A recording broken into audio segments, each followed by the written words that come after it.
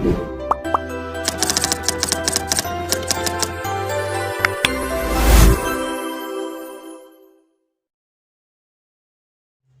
दोस्तों, welcome to transcend academy. तो friends, आशा રાખું છું તમે બધા મજામાં છો, મસ્ત છો। પાવર સિસ્ટમની આપણે લેક્ચર સિરીઝ સ્ટાર્ટ કરી હતી, ઓકે ફ્રેન્ડ્સ। અને એમાં તમે આની પહેલાના લેક્ચર્સમાં તમે જોયું હશે કે ભાઈ આપણે ઇન્સ્યુલેટર સ્ટાર્ટ કર્યા હતા, એમાં તમે પ્રોપર્ટી ઓફ ઇન્સ્યુલેટર અને ટાઇપ્સ ઓફ ઇન્સ્યુલેટર ભણી ગયા છો, બરાબર।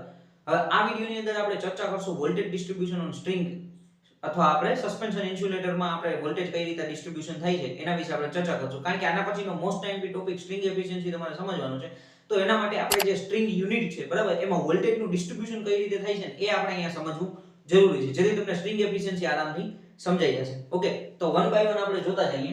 તો આની પહેલા આપણે તમે જોયું હતું ભાઈ સસ્પેન્શન પ્રકારના ઇન્સ્યુલેટર, જેનું બીજું નામ છે ડિસ્ક ટાઇપ ઇન્સ્યુલેટર, બરાબર। સસ્પેન્શન પ્રકારના ઇન્સ્યુલેટર અથવા ડિસ્ક ટાઇપ ઇન્સ્યુલેટર, જે આપણે 11 kV ની એક ડિસ્ક ડિઝાઇન કરીએ છીએ, બરાબર। જે આપણે હાઈ ટ્રાન્સમિશન લાઇનની અંદર, હાઈ વોલ્ટેજ ટ્રાન્સમિશન લાઇનની અંદર ડિસ્ક ટાઇપ ઇન્સ્યુલેટર તમે જોયેલા જ હશે, એનો આપણે ઉપયોગ કરીએ છીએ।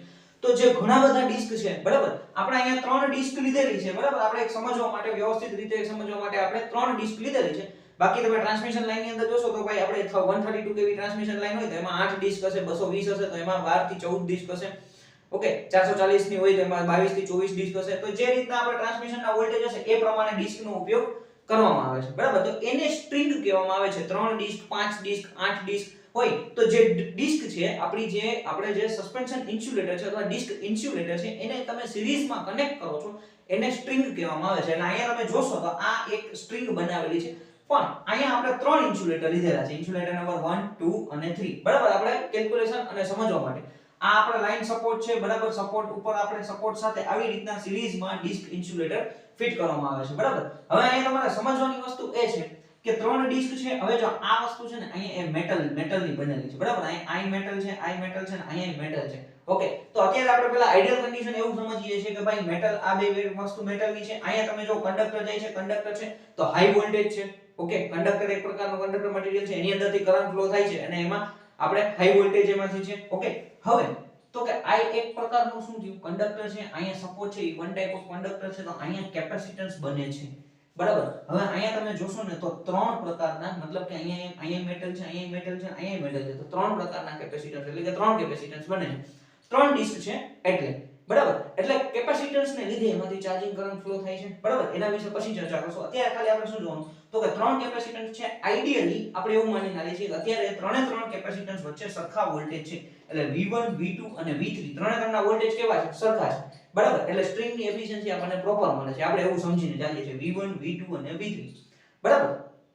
ત્રણ કેપેસિટન્સ એટલે એના વોલ્ટેજ V1, આના વોલ્ટેજ V2, આના વોલ્ટેજ V3, ટોટલ વોલ્ટેજ આપણને શું થશે, V થશે, બરાબર। આઈડિયલી એવું માની લઈએ છીએ, પણ ખરેખર 3 કેપેસિટન્સના, મતલબ કે અહીંયા જે વોલ્ટેજ મળે છે એ ખરેખર સરખા હોતા નથી। એનું મેઈન રીઝન શું છે તો કે આપણે અહીંયા જે શન્ટ કેપેસિટન્સ બને છે એ, બરાબર। અહીંયા જે કેપેસિટન્સ બન્યું, બરાબર, જે ડિસ્ક અને આ મેટલની કેપ વચ્ચે, જે મેટલની કેપ વચ્ચે છે આપણું કેપેસિટર બન્યું, એને કીધું આપણે મ્યુચ્યુઅલ કેપેસિટન્સ। અમુક બુકની અંદર એને આપણે સેલ્ફ કેપેસિટન્સ પણ કહેવામાં આવે છે, બરાબર। સેલ્ફ કેપેસિટન્સ કયો, મ્યુચ્યુઅલ કેપેસિટન્સ કયો, કાઈ ફરક નથી પડતો। એટલે અહીંયા તમે જુઓ તો કે 1 2 3, એટલે આ જે ડિસ્કનું કેપેસિટર છે એ મેં અહીંયા દર્શાવ્યો છે, C, જેને આપણે C થી દર્શાવીએ છીએ।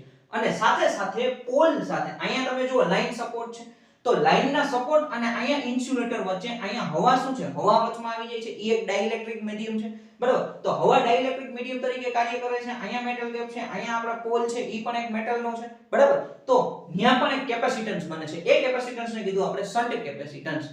હવે આ શન્ટ કેપેસિટન્સની અંદર ચાર્જિંગ કરંટ ફ્લો થવાને લીધે આપણને જે અહીંયા વોલ્ટેજ મળે છે V1, V2, V3, આ વોલ્ટેજ અનઇક્વલ થઈ જાય છે। પહેલા આઈડિયલ કન્ડિશનમાં મેં તમને એમ કીધું કે V1, V2, V3 કેવા છે, સરખા છે, પણ શન્ટ કેપેસિટન્સને લીધે ચાર્જિંગ કરંટ આમાં ફ્લો થાય છે। ચાર્જિંગ કરંટ I1 જો અહીંયા small I1, small I2, small I3 current flow થાય છે।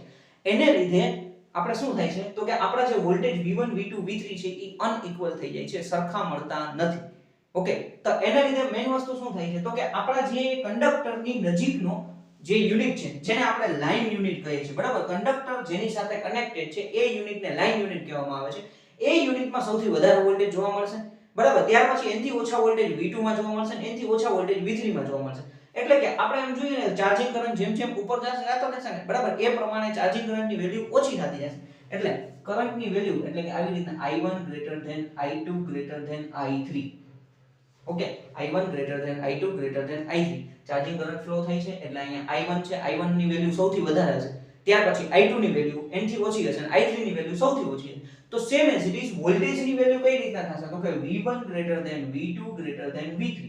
બરાબર. હવે અહીંયા સમજવાની વસ્તુ એ છે કે અહીંયા જે થાય છે આપણે વોલ્ટેજ ની વાત કરી છે, વોલ્ટેજ ડ્રોપ ની વાત કરી, કરંટ ફ્લો થવાને લીધે જે વોલ્ટેજ ડ્રોપ થાય છે એની વાત કરીએ છીએ. બરાબર. એટલે કે V1 greater than V2 greater than V3.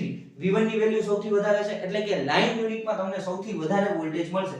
જે યુનિટને આ શબ્દ યાદ રાખજો, લાઇન યુનિટ, કારણ કે આગળ આપણે સ્ટ્રિંગ એફિશિયન્સીના સૂત્રમાં ઘણી જગ્યાએ આપણે લાઇન યુનિટનો ઉપયોગ કરશું. તમારા મગજમાં આવી જાવ લાઇન યુનિટ એટલે કે જેની સાથે કંડક્ટર કનેક્ટ કરેલો છે, કંડક્ટર જેની સાથે, જે યુનિટ સાથે, એને આપણે લાઇન યુનિટ કહીએ છીએ. બરાબર. તો કે લાઇન યુનિટમાં તમને સૌથી વધારે વોલ્ટેજ જોવા મળશે, ત્યાર પછી V2 એનથી ઓછા હશે, V3 એનથી ઓછા. સૌથી વધારે સ્ટ્રેસ તમને ક્યાં જોવા મળશે તો કે લાઇન યુનિટની અંદર. જો વોલ્ટેજ અનઇક્વલ થશે, બરાબર, તો સૌથી વધારે યુનિટ મતલબ કે સૌથી વધારે વોલ્ટેજ તમને લાઇન યુનિટમાં જોવા મળશે. તો સૌથી વધારે બ્રેકડાઉન થવાની અથવા પ્રોબ્લેમ અથવા કોઈ પણ રીતે આપણે ઇન્સ્યુલેટર ફેલ થવાની શક્યતા લાઇન યુનિટની સૌથી વધારે છે. એટલે લાઇન યુનિટ છે જે અહીંયા ત્રીજા નંબરનું લખેલું છે, બરાબર, એ લાઇન યુનિટ સૌથી વધારે એમાં ફેલ થવાની શક્યતા રહે છે. શું કામ? કારણ કે વોલ્ટેજ સૌથી વધારે કેના ઉપર મળશે? લાઇન યુનિટ ઉપર. એટલે એને બ્રેકડાઉન થવાની શક્યતા વધારે રહેશે. ઓકે, આટલું તમારે ખાલી એક મગજમાં રાખવાનું છે કે ભાઈ I1 greater than I2 greater than I3 current જેમ ઉપર જશે એમ ઓછો થતો જશે. પછી માનો કે 5 સ્ક્રીન હોય, 5 ડિસ્ક આપેલી છે, બરાબર, તો I1 greater than I2 greater than I3 greater than I4 I5. પછી વોલ્ટેજ એ રીતના તો V1 greater than V2 greater than V2 V3 greater than V4 greater than V5. તો શું છે? સ્ટ્રિંગ વધારે થશે. સ્ટ્રિંગ જેમ જેમ વધતી જશે એમ વોલ્ટેજ અનઇક્વલી વધારે થતા જશે. બરાબર. હવે આ અનઇક્વલ વોલ્ટેજ જે થાય છે, જેને લીધે વોલ્ટેજનું ડિસ્ટ્રીબ્યુશન અસમાન થાય છે, બરાબર, જેનું અનઇક્વલ વોલ્ટેજ ડિસ્ટ્રીબ્યુશન, એને લીધે આપણી જે ડિસ્ક છે, આપણી જે ઇન્સ્યુલેટર છે, એ બ્રેકડાઉન થવાની શક્યતા વધી જાય છે. તો એને લીધે શું થાય છે ભાઈ, વધારે આપણી ડિસ્ક છે એ તૂટી જાય છે, એમાં પ્રોબ્લેમ આવે છે, તો વારંવાર ડિસ્ક બદલાવી પડે છે. તો આપણે કંઈક એવી સ્થિતિ રાખવાની છે, એવી કોઈ વસ્તુ બનાવવાની છે કે ભાઈ આપણા શન્ટ કેપેસિટન્સ ઓછું થાય. બરાબર. તો એના માટે પહેલા આપણે સ્ટ્રિંગ એફિશિયન્સી ભણશું કે ભાઈ ખરેખર સ્ટ્રિંગની એફિશિયન્સી શું છે. તો સ્ટ્રિંગ એફિશિયન્સી ની અંદર આપણે સમજવાનું એ છે ભાઈ બને ત્યાં સુધી આ વોલ્ટેજ છે ને સમાન રહે, V1 V2 V3 છે, કાં તો સમાન રહે કાં અથવા અનઇક્વલ નથી થતા તો એની આસપાસ રહે કે ભાઈ બે બધાની વેલ્યુ થોડીક આગળ પાછળ જ, એટલે પ્રોબ્લેમ ના આવે કે આપણા ઇન્સ્યુલેટરને સમાન પ્રકારના બધા ઇન્સ્યુલેટર સમાન વોલ્ટેજ મળે, જેને લીધે એમાં સમાન પ્રકારનું સ્ટ્રેસ લાગુ પડે. બરાબર. એટલે આપણે ડિસ્ક તૂટવાની અથવા એમાં બ્રેકડાઉન થવાની શક્યતા ઓછી થઈ જાય. ક્લિયર? આટલું તમારા મગજમાં રાખવાનું છે. હવે જે આપણે કીધું ભાઈ કેપેસિટન્સ, આપણું મ્યુચ્યુઅલ કેપેસિટન્સ અને શન્ટ કેપેસિટન્સ, તો એના રેશિયોને આપણે k થી દર્શાવીએ છીએ. k શન્ટ કેપેસિટન્સ ના છેદમાં મ્યુચ્યુઅલ કેપેસિટન્સ. બરાબર. અહીંયા અમુક બુકમાં m પણ લખેલું હોય છે, અમુક બુકમાં અલગ અલગ વેરીએશન લખેલું, આપણે અહીંયા k રાખીએ છીએ, k બરાબર શન્ટ કેપેસિટન્સ ના છેદમાં મ્યુચ્યુઅલ કેપેસિટન્સ. એટલે k C1 ના છેદમાં c. અમુક બુકમાં મ્યુચ્યુઅલ કેપેસિટન્સ ને સેલ્ફ કેપેસિટન્સ પણ કહે, તો કાઈ ચિંતા કરવાની જરૂર નથી. તમે શું લખો છો તમારા મગજમાં રાખવાનું છે. k C1/c, તો C1 kc. આ આપણને આગળ કામ આવવાનું છે. બરાબર. સૂત્ર જ્યારે સાબિત કરશું ત્યારે. ઓકે ફ્રેન્ડ્સ, આટલું તમારે એક મગજમાં રાખવાનું છે. અહીંયા તમારા ટોટલ વોલ્ટેજ શું થઈ જશે? ટોટલ વોલ્ટેજ થઈ જશે ટોટલ વોલ્ટેજ V. મેઈન વસ્તુ આપણે આની અંદર કરવાની શું છે ભાઈ સ્ટ્રિંગ એફિશિયન્સી સમજવા માટે, તો કે ભાઈ તમને અહીંયા કરંટ છે દેખાવો જોઈએ. અહીંયા તમે જુઓ પોઈન્ટ છે, પોઈન્ટ P લખીએ છીએ, અહીંયા આપણે પોઈન્ટ Q લખીએ છીએ, અહીંયા આપણે પોઈન્ટ R લખીએ છીએ. બરાબર. તો I1 કરંટ અહીંથી ફ્લો થાય છે. બરાબર. તો I1 કરંટ ફ્લો થવાને લીધે I1 બે કરંટના અહીંયા ભાગ પડે છે, તો કે ભાઈ capital I2 plus small I2. બરાબર. હવે અહીંથી I2 કરંટ જાય છે, તો I2 કરંટના બે ભાગ પડે છે, તો કે capital I3 plus small I3. બરાબર. તો અહીંયા જે ચાર્જિંગ કરંટ C1 ની અંદર ફ્લો થાય છે, એને લીધે વોલ્ટેજ ડિસ્ટ્રીબ્યુશન અસમાન થઈ જાય છે. એને આપણે સમાન બનાવવાનું છે. શન્ટ કેપેસિટન્સની વેલ્યુ ઓછી કરવાની છે. એટલે આપણે પછી આગળ ત્રીજા લેક્ચરમાં ભણશું ભાઈ આપણે સ્ટ્રિંગ એફિશિયન્સી વધારે ઇમ્પ્રૂવ કઈ રીતના કરી શકાય. ઓકે, આ વસ્તુ તમારા મગજમાં એક રીતે બેસવી જોઈએ. ઓકે, હવે આપણે આગળ જોઈએ સ્ટ્રિંગ એફિશિયન્સીનું સૂત્ર શું છે. સ્ટ્રિંગ એફિશિયન્સીનું સૂત્ર, તો જો આના તમારે સ્ક્રીનશોટ લેવો હોય તો સ્ક્રીનશોટ લઈ લેજો. બરાબર. ત્યાર પછી સ્ટ્રિંગ એફિશિયન્સી નું સૂત્ર, તો કે સ્ટ્રિંગ એફિશિયન્સી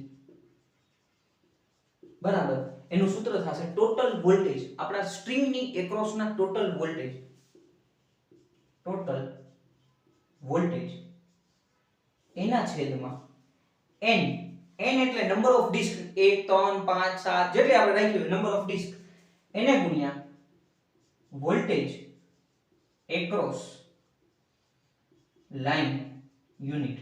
લાઇન યુનિટની એક્રોસના વોલ્ટેજ એને ગુણ્યા લાઇન યુનિટની એક્રોસના વોલ્ટેજ, એટલે કે સ્ટ્રિંગ એફિશિયન્સી અથવા આપણે પર્સન્ટેજમાં જોઈએ એટલે આપણે ગુણ્યા 100 કરી નાખીએ. તો ટોટલ વોલ્ટેજ એટલે કે V એના છેદમાં n એટલે કે નંબર ઓફ ડિસ્ક એને ગુણ્યા વોલ્ટેજ એક્રોસ લાઇન યુનિટ કેટલા થશે V1 થશે એટલે અહીંયા V1 એને ગુણ્યા 100 અમુક બુકમાં V3 એ લખ્યા હોય તોય કઈ ચિંતા કરવાની તમે જે રીતના નામ આપ્યું ને એ પ્રમાણે એટલે જ અહીંયા આ મેઈન સૂત્ર લખ્યું વોલ્ટેજ એક્રોસ સ્ટ્રિંગ યુનિટ કોકે V3 લખ્યા હોય V5 હોય 5 ડિસ્ક હોય તો બરાબર જે આ તમે નીચેથી નામ આપ્યું છે 1 2 3 કોક ઉપરથી નામ આપતો હોય 1 2 3 બરાબર તો V ના ટોટલ વોલ્ટેજ V ના છેદમાં n V1 100 બરાબર તમે આવી રીતના પણ લખી શકો છો V1 V2 V3 એના છેદમાં n એને ગુણ્યા V1 એને ગુણ્યા 100 ઓકે તો V1 V2 V3 એટલે એ ટોટલ વોલ્ટેજ જ થઈ ગયા તો આ સ્ટ્રિંગ એફિશિયન્સી નું સૂત્ર છે બરાબર આના ઉપરથી ઘણા બધા દાખલા તમારે સોલ્વ કરવામાં ફાયદો થશે બરાબર સ્ટ્રિંગ એફિશિયન્સી કઈ રીતના વધારવી અને કઈ રીતના આપણે સ્ટ્રિંગ એફિશિયન્સી નું સૂત્ર ઈ આપણે નેક્સ્ટ લેક્ચર ની અંદર જોશું અહીંયા તમારે ખાલી અત્યારે આ લેક્ચર્સ ની અંદર આટલું મગજમાં